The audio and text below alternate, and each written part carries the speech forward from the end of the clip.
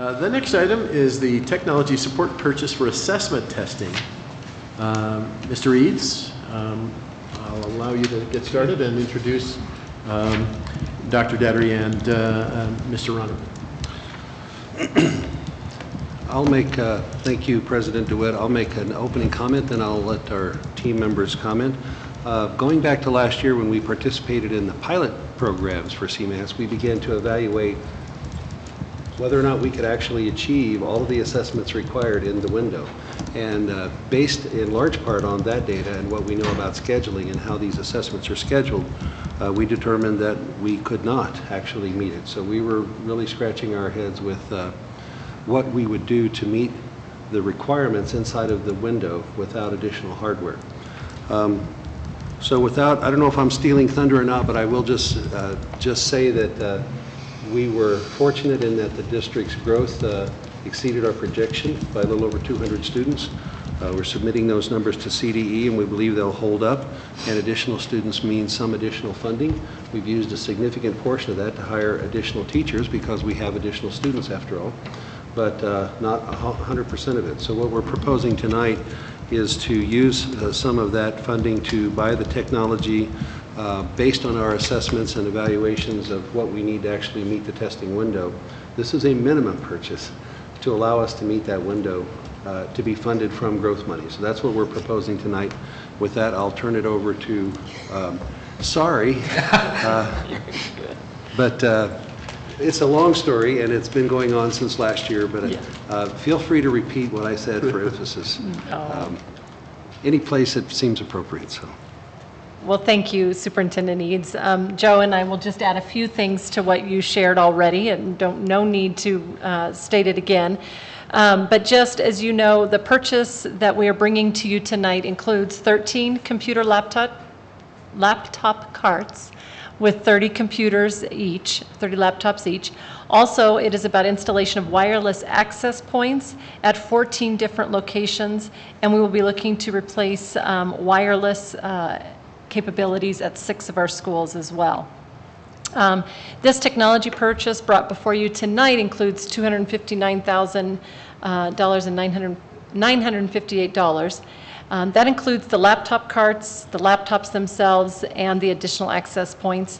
At a later date, we will be bringing to you the wireless replacement costs as Joe's team and Joe do a whole lot of work around some bidding, and then we'll need to bring a more thoughtful purchase to you at that point in time.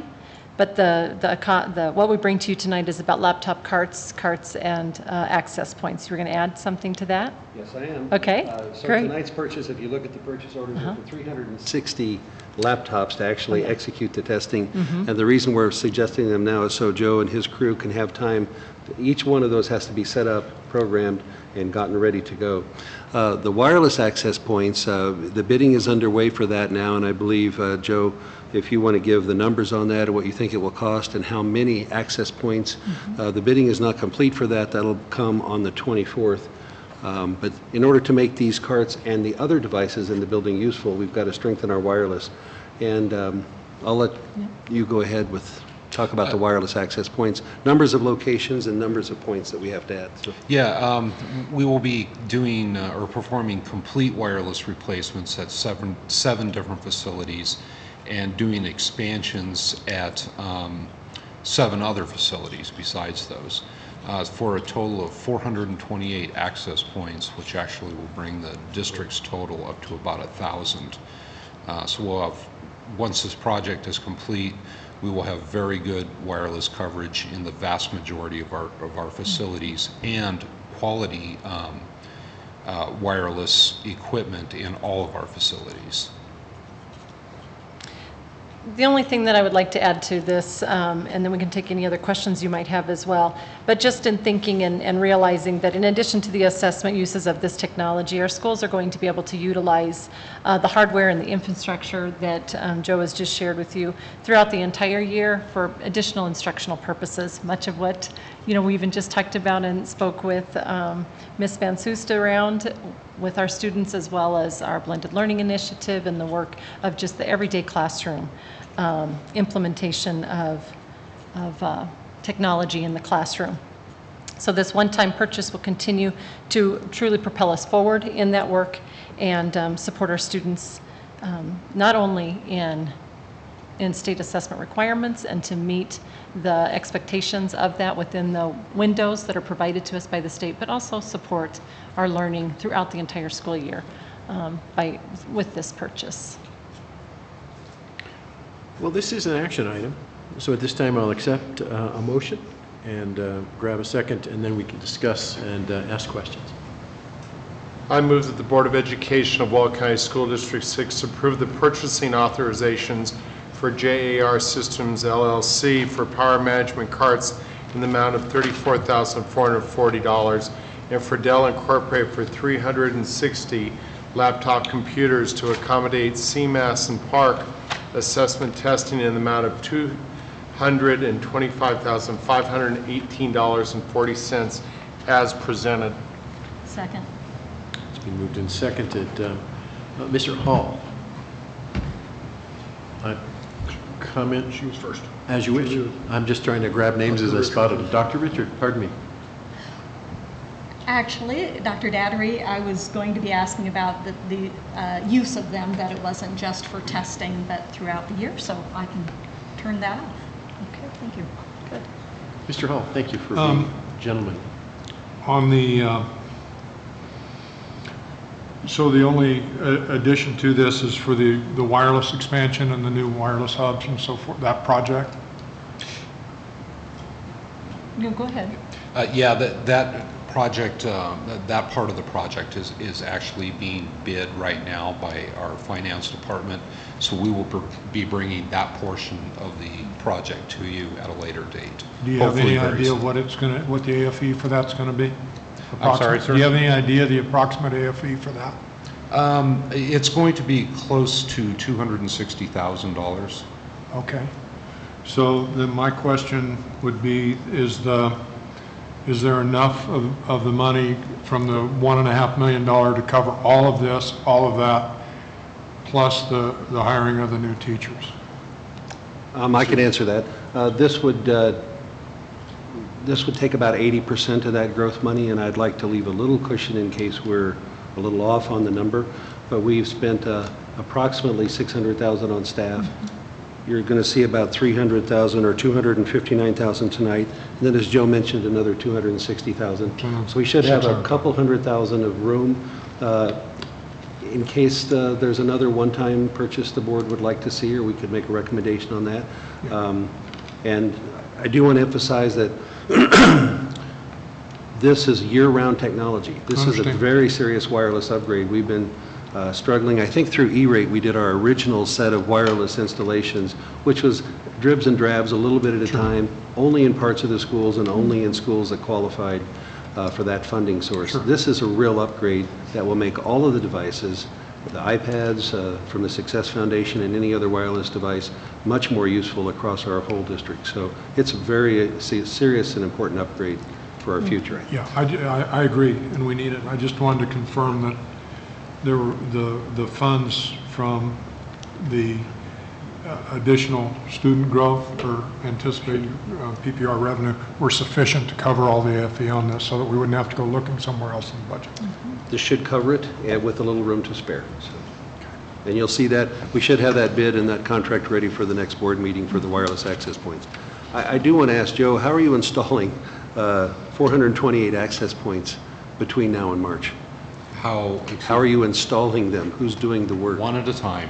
Yeah, well, so we actually will be doing all of the installation with in-house staff to keep costs at an absolute minimum. So that's going to be some real scrambling to get this done. Yes, sir. Okay, I just wanted to clarify that. So. Thank you, Joe. Thanks, Dr. Datter. One of the reasons for getting all these computers in place is because the upcoming test is going to involve students using these computers to answer questions on the CMAS. Correct. And how much money did the state give us directly to provide for this event? No, the answer is no. There were no additional dollars allocated to districts. Okay, so this is why we're having to Correct. be grateful for an increase in students? which We have are very permitted us fortunate at this to point. invest this money in their behalf. Yes. So that they will be able to take the test as required by the state, but not as funded by the state. Just And wanted to- truly allocating those dollars right back to students, right? As it should be. Yes, right. Again, to your team, thank you very much. Yes, well, you invite- I'm sorry. Oh, I- Mr. Richardson, go ahead. Yeah, I have a quick question. How many, so in my mind I try and keep a tally, but I'm probably way off. How many active devices, I mean, as far as quality active devices do we have in the district right now? Total devices,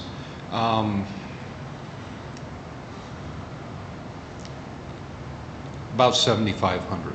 That would include computers and iPads. Okay. And how, so if we have 7,500 devices and between the ages of, you know, and I realize that some of those are in the pre-third grade range, but I mean, how close do we get to having close to, you know, at least a third of our students covered, or so we, you know, as far as the blended learning model, and I realize it gets interrupted with testing now because a lot of those devices will be used for the back half of the year, but am I asking the right question? How far away are we from really being to where we can really utilize technology in a meaningful way in the classroom? Well, I've got my light on. Please go right ahead, Okay. Mr. Reed. When Joe gives total devices, a lot of those devices are in the hands of adults. Right. Because we have a significant number of staff. So I think we're still a ways away, and I would say that based on information I've seen in the past, something like 2/3 of our computer stock are in the upper, are aging and probably need to be replaced. So we tried to do a provisioning plan with a 5-year replacement cycle where we were kind of 1 to 3. I don't think we quite succeeded at that, and we're slipping on that now. If you do the math, we're not quite there, maybe 1 to 4, 1 to 5, but that's a pretty big assortment of devices of different ages. And if you throw the iPads in, a lot of those are being used in different ways, but clearly we're going to have to treat technology differently than we have in the past in order to approach blended learning as a model. What we have seen is some of our schools, and I think the Learning Accelerator and our blended learning efforts, we knew this would start to happen, but we've seen a couple of schools who have begun to use their existing devices to create that 3-station rotation. You don't need the very newest computer to go online and look at website content. So we're seeing a lot of creativity out there, but there's no question that our computer stock is aging, much of it more than 5 or 6 years old. And if we're going to actually be able to do 3-station rotation where it's appropriate, we're going to have to continue with this level of investment multiple times. And so I think as a part of the strategic budget discussion for the board for next year, we're going to have to look very seriously at what we're going to invest in technology to be sure that we're moving blended learning forward as an option for our students. So we're a ways away. Thanks.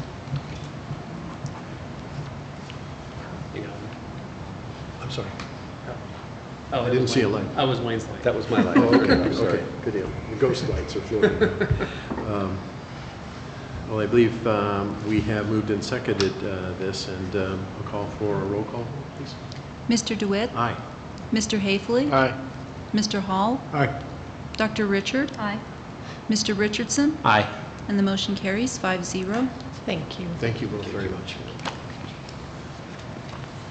The next item on the agenda is School Safety and Security Assessments. Director of Safety and Security, Mr. John Gates, will give us some information. Welcome. Thank you very much. As a major component of the Safe Schools Act, the school safety and security vulnerability assessments were completed this year between September 15th and October 6th of 2014. This assessment is a 77-item evaluative tool designed specifically to address pertinent school safety and security issues in our district. And you probably noted that the assessment tool is included in your packet. It's broken down into 3 phases: the building itself, policies and procedures, and training and awareness. Category 1 evaluates the school infrastructure to include the interior and exterior of the site, ingress and egress, neighborhood factors, parking lot safety, playground safety, school bus zones, signage, and door security primarily. The second category details policies and procedures at the site to include visitor management policies, key and fob building access, medical records, storage of student medications, crisis management policies, and internal dialogue relative to severe weather, bomb threats, and building evacuation. And the third and final category is training and awareness, deals primarily with the district crisis response management plan, crisis response training, sexual harassment, workplace violence, and lockdown procedures. And as the one-page graph indicates, our schools scored exceptionally well in all areas during the assessment, and the scores are well in excess of the 75% required by the state for state accreditation, consistent with the Safe Schools Act. The only issues that prevent all of our schools from achieving 100% compliance is the lack of direct visual access between the main entrance door and the front office, and we're able to diminish that number a little bit each year, and the school roof access that's existent at a few of the sites, particularly the schools that might have been built many years ago when we didn't put a lot of emphasis in safety and security with regard to the structure and maybe the height of the roof. And finally, the audio video entry systems that we have been able to put in, thanks to the goodness of the board a year or so ago, have greatly enhanced our overall school security, and we have those now in 24 of our 27 sites. So certainly have accomplished something that I wasn't sure we would accomplish a number of years ago, and those are working quite well. The middle school systems, although they're installed, are not fully operational as we're waiting on some door hardware for some of the rear doors. So while they're in, I don't advertise those buildings at this juncture being fully locked down until we get that hardware in, which should be any time. We'll install that ourselves, and I don't anticipate that'll be a long-term project at all. So that's pretty much all that I had for you this evening, and would be happy to take any questions that you might have. Comments, questions? Mr. Hall. Mr. Gates, I just want to express my heartfelt thanks for this. Planning for the unexpected and the unpredictable is at best, man, I don't know how to put it. And I don't know that we could have anybody better at the helm to do it. And I take my hat off, because you've had to do it on a limited budget and limited personnel, and yet you're keeping our kids well above the safety, what the state says need to be safe. And you know me well enough, this is pretty close to my heart, and I take my hat off to you. Thank you. Thank you for that, Mr. Hall. I appreciate it. Other comments, questions? Again, thanks to you and everybody who's been working on these committees, from the individual buildings to the department levels. We really count on your work, and we thank you for it. Great. Thank you as well. Absolutely. And that concludes this evening's meeting. We stand adjourned. Good night.